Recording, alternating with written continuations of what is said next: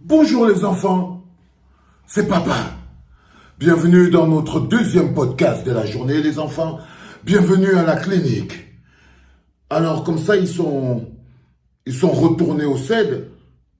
J'ai vu sur internet que Bruno Bidjara Piccolo, Amugolo Zomlo et toute la compagnie, ils sont restés très tard au tribunal militaire Yoda et puis ils sont retournés au CED.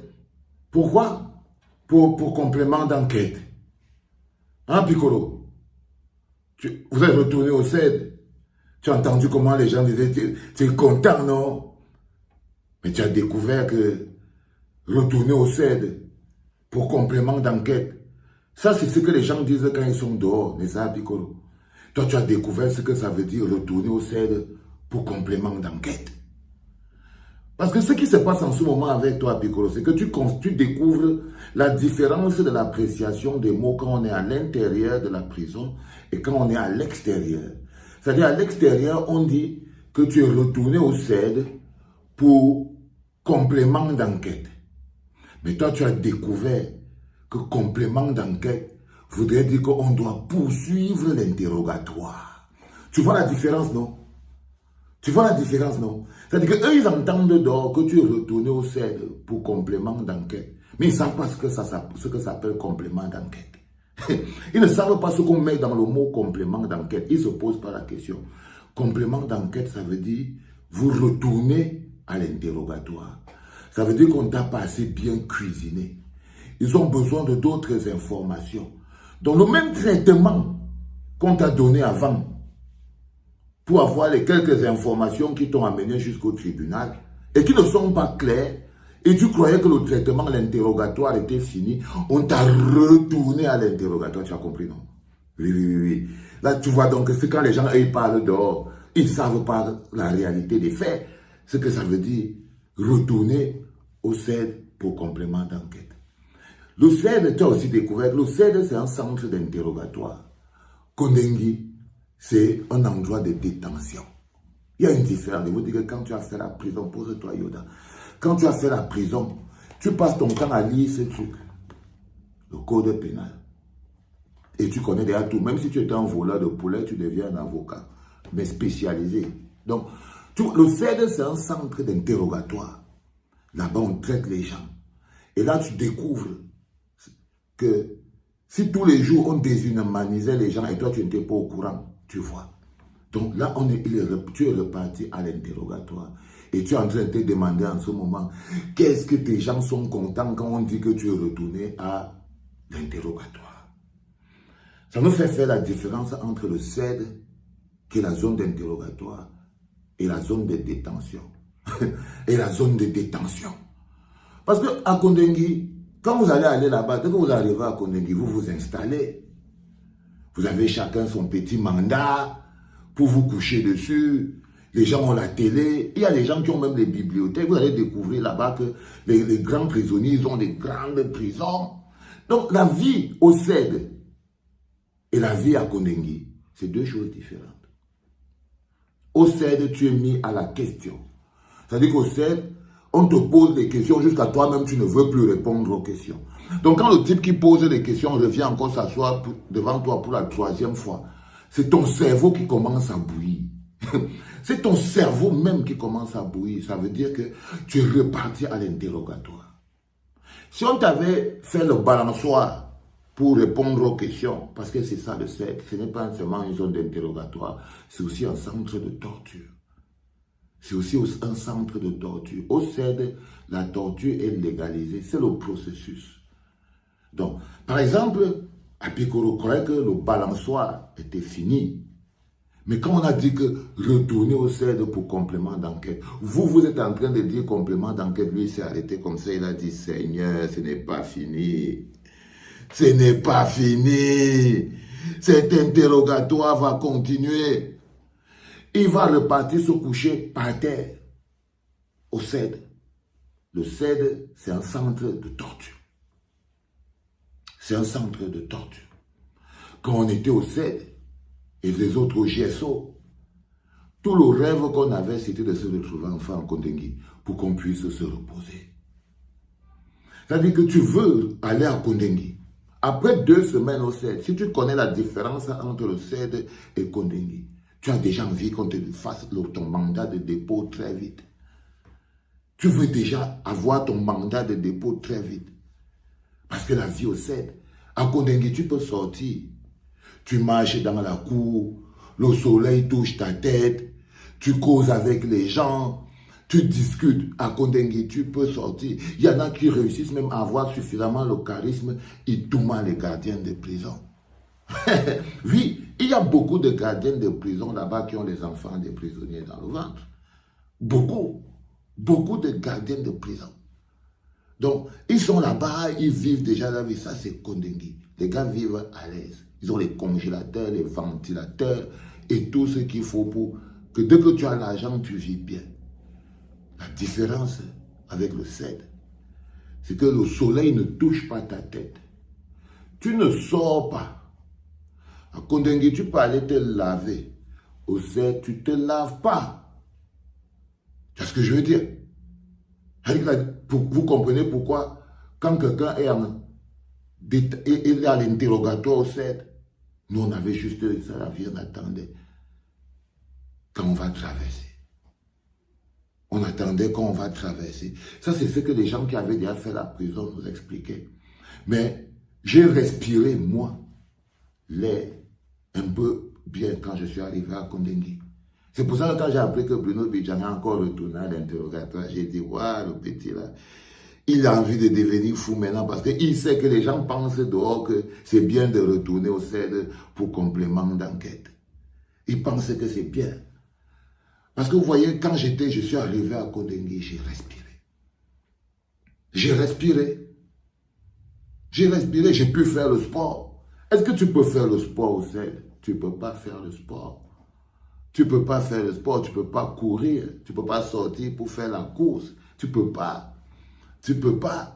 Donc la vie n'est pas meilleure au CED. Et là, tu viens de t'en rendre compte, Nessa Piccolo. Tu viens de te rendre compte que, Béra, tu peux attendre tout ça à Kondengi. Béra, tu peux attendre tout ça à Kondengi. Je te rappelle tout ça pourquoi, Piccolo?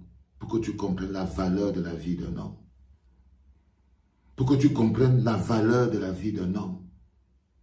Regarde, imagine la torture qu'a subi Martinez Zogo. Imagine la torture. Est-ce que tu crois que ce qu'on est en train de te faire là, ce qu'on est en train de vous poser les questions là, ça vaut même le 1/10 de la douleur que vous avez fait ressentir à Martinez Zogo. Cette douleur aujourd'hui que chaque Camerounais ressent dans son corps et dans sa chair, comme si c'était lui-même à qui on avait arraché les ongles. Est-ce que tu as seulement l'impression que même si on te fait coucher par terre, même si on te fait rouler ouf, même si on te... Est-ce que tu as l'impression que la petite douleur que tu ressens en ce moment, la petite ennui que tu ressens, est-ce que tu peux comparer ça à ce qu'a vécu Martinez? Est-ce que ça a quelque chose à voir avec enlever à quelqu'un sa langue dans la bouche? Est-ce que ça a quelque chose à voir avec enlever les ongles? Est-ce que ça a quelque chose à voir avec lui faire bouffer sa propre merde? Tu vois l'échelle des douleurs? Comprends la douleur du peuple camerounais. Cette douleur, nous ne pouvons pas... on ne peut pas l'encaisser et l'avaler. Parce que si le peuple avale cette douleur, c'est le poison. Laissez imaginer un seul instant que les responsables de l'assassinat de Martinez Zogo peuvent sortir et partir, que cet assassinat peut rester comme ça, sans que personne ne soit interpellé. On aura empoisonné ce pays. C'est le poison. Le peuple, on ne peut pas, nous ne devons pas avaler. Nous devons maintenir cette pression. Nous devons demander. Ils vont essayer même de nous faire perdre du temps et croire que non, on va se fatiguer. Non, on ne se fatiguera que lorsqu'on les aura déposés à Kondengi. Parce qu'on le doit à notre pays. Nous devons à notre pays, à nos enfants, aux générations futures, à la confiance. Vous vous rendez compte qu'on va continuer à vivre dans un pays où le ministre de la Justice est accusé d'avoir dit « finissez le travail ». Et le bonhomme est là au calme. Les autres, Amougou, tout ça, ils vont rentrer chez eux. Parce que je vois des gens dire, quand Amougou va rentrer chez eux, quand on va les libérer, tu vas faire quoi? Vous croyez que je veux faire quoi quand on va les libérer? Vous croyez que je veux faire quoi? Que ça va m'empêcher de manger? Que ça va m'empêcher de dormir? Non, ça va juste empoisonner notre pays. Et moi, je serai toujours en train de faire ce que je suis en train de faire jusqu'à la dernière heure de ma vie, parce que c'est mon travail, c'est le travail que je fais depuis que je respire l'air de l'intelligence. C'est ma raison de vivre, ce que je fais. Des gens qui pensent que c'est à moi que ça ferait mal si les assassins de Martinez s'en sortent indemnes. Des gens qui pensent que c'est à moi que ça ferait mal si cet horrible assassinat reste non élucidé. Vous imaginez à quel niveau vous reléguez le pays? Le pays n'est jamais ce qui vous fait penser. Vous ne vous rendez pas compte que la souffrance est la base de la construction. Un peuple se construit dans la souffrance. Dans la douleur et la souffrance, dans ces luttes et dans ces combats, c'est là où la notion de peuple se construit. Les choses que nous défendons ensemble, les valeurs que nous défendons ensemble, là nous avons réussi à se mettre ensemble pour défendre une valeur qui est la justice. En ce moment, nous nous mettons ensemble pour redonner à la vie son caractère sacré.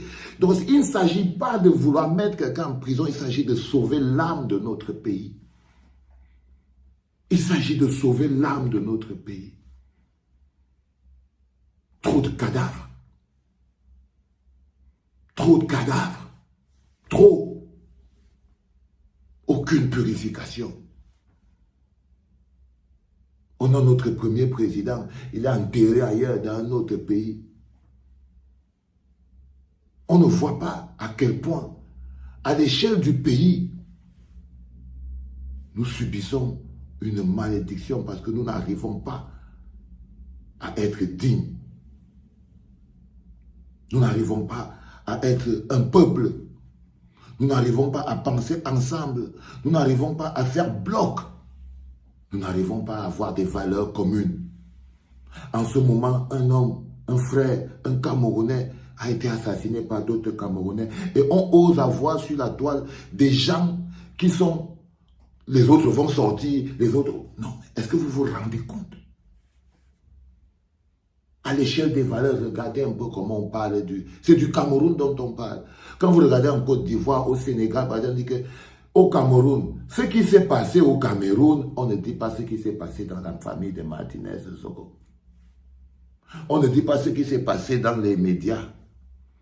On dit ce qui s'est passé au Cameroun. Quand ils parlent de nous, ce sujet, cette énergie, impacte d'abord sur le Cameroun. Demander justice, lutter pour avoir la justice, c'est sauver le Cameroun de l'abîme d'un karma profond. De l'abîme d'un karma profond. Et ce dont je vous parle est quelque chose de spirituel, les enfants. Ce dont je vous parle est quelque chose de spirituel. Il ne s'agit pas d'un piccolo. Il ne s'agit pas d'un piccolo. Seulement, il s'agit de valeurs. Il s'agit de valeurs, il s'agit d'énergie, il s'agit de l'âme de notre pays. Vous croyez que la petite douleur que le Zomloa a à dormir pendant qu'on lui posait des questions, ça vaut quoi par rapport à la douleur qu'a subi un mec comme Martinez? Cette douleur, notre pays doit l'exorciser. Parce que si nous laissons, si nous passons à autre chose, nous en payerons le prix en tant que peuple et en tant que pays. Nous en paierons le prix en tant que peuple et en tant que pays, chacun d'entre nous jusqu'à nos enfants. Qu'est-ce que vous pensez? que quelque chose, si ces gens s'en sortent de là, sans être punis, qu'est-ce qui va encore les stopper? Qu'est-ce qui va encore les stopper? S'ils peuvent arriver à commettre un crime aussi odieux, et qu'ils s'en sortent, ça devrait même vous faire peur. Et qu'ils s'en sortent, qu'est-ce qui va encore les arrêter? Qu'est-ce qui va encore les arrêter? Donc il s'agit de valeurs. Il s'agit de morale. On peut utiliser tous les mécanismes possibles et nécessaires de communication. L'objectif reste le même. C'est dans la souffrance qu'un peuple se construit. Souffrons ensemble. Ayons des repères communs de lutte ensemble. Écrivons notre histoire ensemble. Quelque chose qu'on pourra léguer à nos enfants. Nos propres luttes. Quelles ont été nos luttes? Nous, notre génération. Le mec, il a fait 40 ans de destruction du pays. Quelles ont été nos luttes en tant que génération? Avons-nous seulement un jour fait la simple lutte de la justice? Avons-nous fait une seule fois, ne serait-ce que la lutte de la justice? Les autres ont lutté pour les indépendances. Les gens sont allés au maquis, ils ont lutté. Ils ont construit des bases de quelque chose. Nous, on devait continuer. Qu'est-ce qu'on fait? On n'arrive même pas à honorer nos héros et les luttes qui ont fait qu'on ait le soupçon de pays qu'on a aujourd'hui. Donc comprenez que ce qui se joue aujourd'hui dans l'affaire Martinez-Zogo est beaucoup plus grand. Et beaucoup plus grand. Et au grand problème, les grandes personnes. Grandissez. C'était le deuxième podcast de la journée, les enfants. J'espère que vous avez compris quelque chose. C'était papa.